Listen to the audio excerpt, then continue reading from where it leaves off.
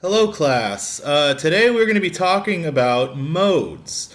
Now, modes are just musical scales that were used during the 14th century in music before major and minor scale systems were adopted, the major and minor scales that we use in band today.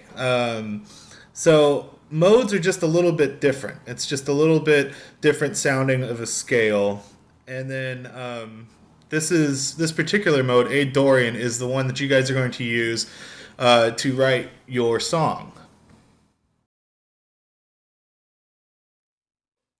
All right, so this is the A Dorian scale. Now I've written it in concert pitch because guitar is in concert pitch, and these are the notes that you're going to be using with the guitar. So this is what the A Dorian scale is going to sound like. 1, 2, 3, 4.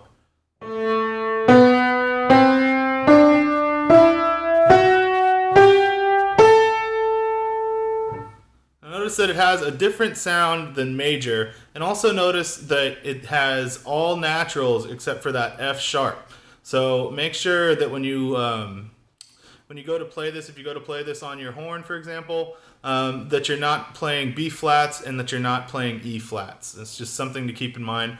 Also, I put this scale up so that each instrument can read it, and I'll label. It's labeled underneath your instrument. So on the Edmodo website, just look for your instrument and the A Dorian scale underneath, and that'll be the one that you would use for your instrument.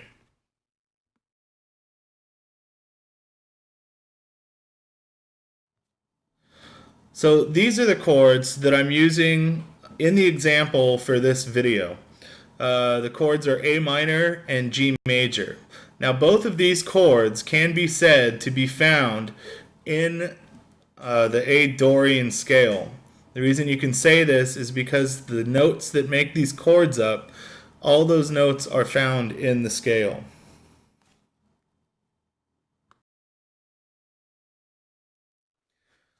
Okay, so in this video, I've included three main points that I want you to think about when you're writing your own melody. Now, the first one is the shape of the melody. Now, what is the shape of the melody? If you look at this example from Scarborough Fair, the shape of this melody you could get from connecting each note to the next note, and then the line that you get from connecting the notes together is the shape. So you want to look for, does it have a peak? So what is the peak? And then does it have a low point as well? How does the melody move? Does the melody move by leaps or does it move by steps?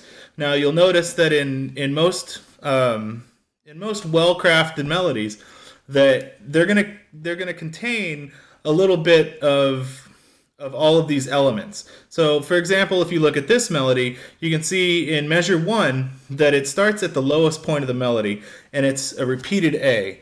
And then as it moves to measure 2, it's a leap up to E. And it stays on E, which is the peak of the melody for measure 2. And then it moves by a short leap to measure 3, where it goes by step back down to the A in the final measure. So when you're writing your melody, does the shape that you're using, does the shape make sense?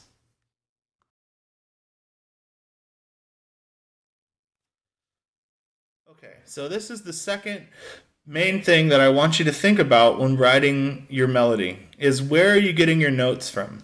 So when you're writing your melody that is in the key of A Dorian, all of your notes should be coming from the A Dorian scale. Also, something to consider is depending on what chord you're on, the note should also come from that chord. There are exceptions. So if you look at the example that's on the screen, if you notice in measure 1, the chord is A minor, and the note that's being played is an A. In measure 2, the chord is still A minor, and the note that is being played is now an E. Now, E is still in the A minor chord. However, if you go to measure 3, the chord is changed now to a G major chord. And if you notice on beat 2 of measure 3, there is a C there. Now, this is something that you could consider doing in your own melody, is You can use chord tones for most of the time, or use notes that are in the chord most of the time in your melody. But to add just a little bit of variety in your melody, you should use, not dominantly, but sparingly, notes that are not in the chord. So for this example, you can see that the composer decided to use a C so that he can make the run C, B, A down to A minor in the last measure to complete the line. So the third main point that I want you to keep in mind when writing your melody is how rhythmically active is it, and does the rhythmic activity make sense? If you have too many short notes in your melody, it's going to make your melody sound kind of sporadic. And if you have too many long notes in your melody, it's going to be sort of boring.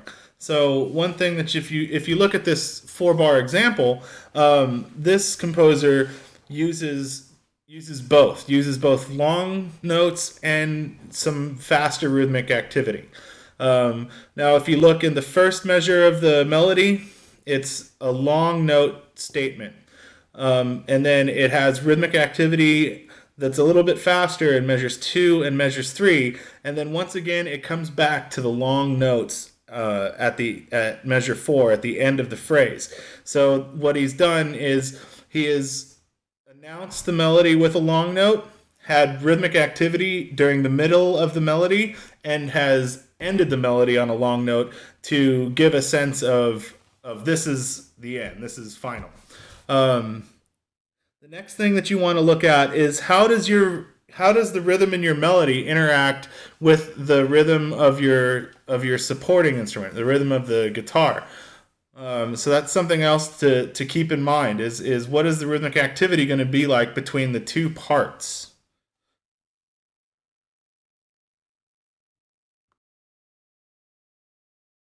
Okay, so a couple of last minute things that I want you to think about before we start writing our melodies is listen to the genre that you're trying to write. So in this project, we're trying to write music that's in the style or genre of 14th century minstrel music. So listen to some examples of 14th century minstrel music. Get familiar with what it sounds like, or with what that genre sounds like. The best way to learn any genre of music is to listen to it.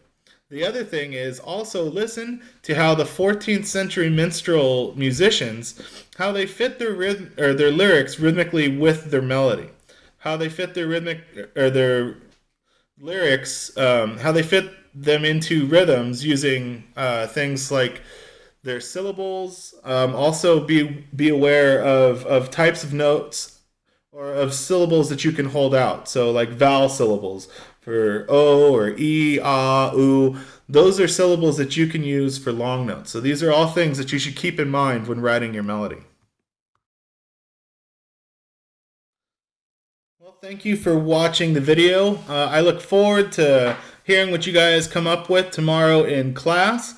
And one more thing before class tomorrow, make sure to check out the resources for your melody writing that I've put on Edmodo, and also make sure to take the quiz. All that before class tomorrow. All right, thank you very much. I'll see you guys at class tomorrow.